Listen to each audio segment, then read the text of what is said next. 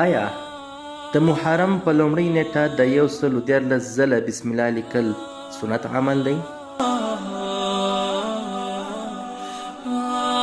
د مفتی محمد شفیع عثماني رحمه الله په کتاب جواهر الفقه کې داسې نقل دی. البته دا ردو د لیکنې ژباړه دغه ډول ده: هغه څوک چې د محرم د میاشتې په لومړۍ نیټه 114 ځله بسم الله الرحمن الرحیم ولیکي او له ځان سره وساتي، نو دا به له هر ډول آفتونو او مصیبتونو څخه محفوظ او پاتې سي. دا تجربه سوې خبره ده. دا د بزرګانو له تجربو څخه ده، سنت نه ده.